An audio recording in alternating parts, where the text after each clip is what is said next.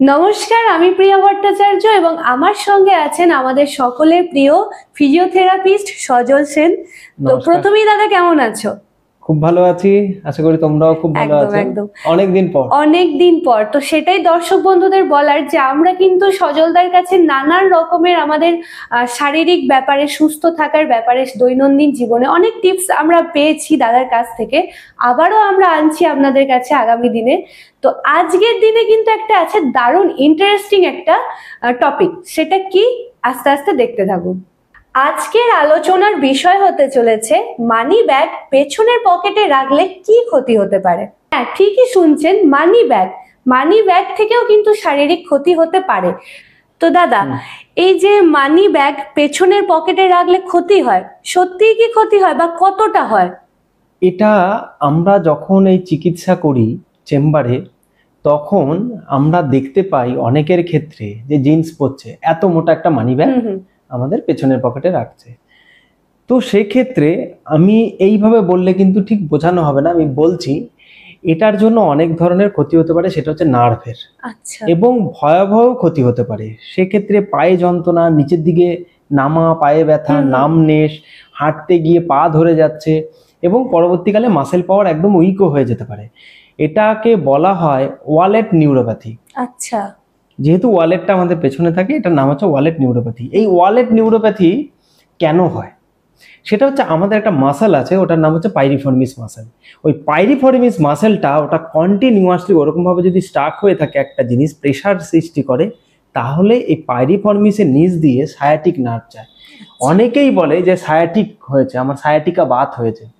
তো সায়াটিকা বাতের অনেক কারণ রয়েছে, বাট এই পাইরিফর্মিস সিনড্রোম কিন্তু প্রচুর হয়।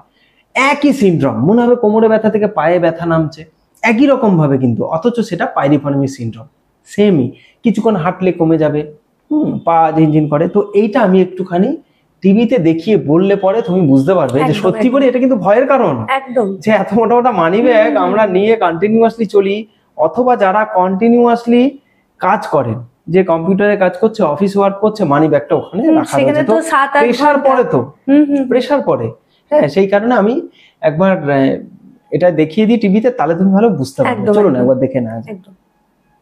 এখন এই সায়াটিক নার্ভটা, তো সায়াটিক নার্ভ তো না, এর ব্রাঞ্চ অফ নার্ভ, অনেকগুলো নার্ভ কিন্তু আমাদের ওই স্পাইনাল কর্ড থেকে বেরোচ্ছে আর কি, মেরুদণ্ডের দুপাশ দিয়ে বাইল্যাটারালি বেরোয়। এবার এখানে আসলে বুঝতে পারবেন এই যে সায়াটিক নার্ভটা যে বেরোচ্ছে এইভাবে, তো এইখানটায় কিন্তু আমাদের পকেটটা থাকছে, এই যে পকেট দেখতে পাচ্ছেন, এইখানটায় থাকছে। তো এটা আমি একটুখানি আরো বড় করে দেখাই, তাহলে বুঝতে পারবেন যে কোনটা পাইরিফর্মিস মাসেল আর কোথায় গিয়ে আপনাদের চাপ পড়ছে। এই যে পাইরিফর্মিস মাসেলটা আছে, দুপাশ থেকে স্যাক্রাম থেকে তৈরি হলো, আর গেটার টিউবারসিটিতে গিয়ে লাগছে আমাদের। এইবার এইখানটাতে দেখুন সায়াটিক নার্ভটা, যেখানে কম্প্রেশন হয়, যে ব্যাগ আমরা যে ওয়ালেটটা ইউজ করি, ঠিক এই জায়গাটায়। এইবার এখানে কম্প্রেশন হলে পরেই পায়ে কিন্তু ঝিনঝিন বা ট্রিংলিং সেন্সেশন, নামনেস, এগুলো কিন্তু আসবে।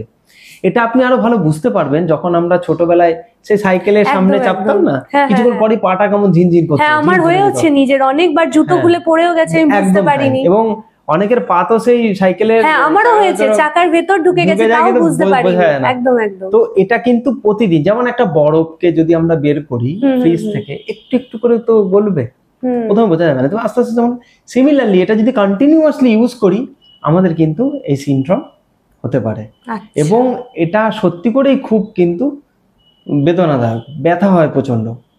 আর এটা সিমিলার হচ্ছে কি, যেটা বললাম যে আমাদের যে লাম্বারের যে ডিসফাংশন হয়, সেই ডিসফাংশনের যে প্রবলেম হয়, সেম প্রবলেম কিন্তু এই পাইরিফর্মিসও হতে পারে। তাহলে এটা কি মূলত ছেলেদেরই বেশিরভাগ এই প্রবলেমটা হয়? হ্যাঁ, কারণ হচ্ছে ছেলেরাই বেশি ওয়ালেট ইউজ করে। হ্যাঁ, তো আরেকটা হতে পারে যে দেখা গেল শক্ত জায়গায় কন্টিনিউয়াসলি সিটিং ওয়ার্ক করে যাচ্ছে, সেক্ষেত্রেও হতে পারে পাইরিফর্মিস সিনড্রোম। এই নয় যে মেয়েদের হয় না, মেয়েদেরও হয়, মেয়েদের কম হয়, ছেলেদের বেশি হয়। তবে সেক্ষেত্রে আমি বলবো যে এগুলো আপনি বুঝবেন কি করে, যে পায়ের দিকে ব্যথা নামছে, নামনেস হচ্ছে, হ্যাঁ, গোড়ালি ব্যথা হতে পারে, কাপ মাসেল ব্যথা হতে পারে, তো সেক্ষেত্রে হাঁটুন, হাঁটলে পরে আপনাদের এই ব্যথাগুলো কিন্তু চলে যাবে এবং অনেকটা ভালো থাকবেন। এবার শুধু তা নয়, মানি ব্যাগ ব্যবহার করা কিন্তু পাল্টাতে হবে। আচ্ছা, এটা সামনের পকেটে নেওয়া উচিত।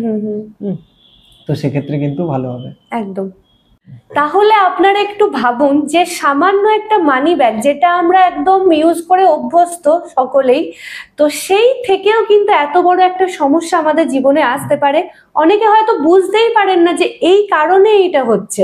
তো দাদা, আমার তোমার কাছে এটাই বলা যে প্রিকশন হিসেবে আমরা কি করব? যেটা বললাম যে মানি ব্যাগ আমরা যদি পেছনের পকেটে না রাখি সেটা অনেক ভালো হয়। লং সিটিং এর ক্ষেত্রে আমাদের উচিত যে এভরি আফটার 20 মিনিটস যদি আমরা সিটিং পজিশনে থাকি তাহলে স্ট্যান্ডিং হওয়া উচিত বা একটু হাঁটাচলা করা উচিত, কারণ শক্ত জায়গায় সারফেস এরিয়াতে কন্টিনিউয়াসলি বসলে পাইরিফর্মি সিনড্রোম হতে পারে। এবার ব্যাপারটা হচ্ছে সবাই তো এটা ঠিক বুঝতে পারছে না যে এটা কিনা বা অন্য জায়গাতে হচ্ছে, সেক্ষেত্রে একটা ডাক্তারের পরামর্শ নেওয়া যেতেই পারে। আমি বললাম এই সিমটমস হলে কিন্তু এটা হতে পারে। আচ্ছা, তার জন্য হাঁটাহাঁটিও একটা খুব ভালো উপায়, খুবই ভালো। আচ্ছা, এগুলো থেকে না হলে কিন্তু এক একজনকে দেখেছি ঠিকমতো হাঁটতেও পারে না, এবং তখন তারা বুঝতে পারে যে এটার জন্য কত বড় প্রবলেম হতে পারে পাইরিফর্মি সিনড্রোমে। মানে এটা হতে কতটা সময় লাগে? ধরো আমি কন্টিনিউয়াসলি রিপিটেড ট্রমা হচ্ছে। হ্যাঁ, এখন তো মাঝবয়সী যারা আছে তাদেরও বেশি হচ্ছে।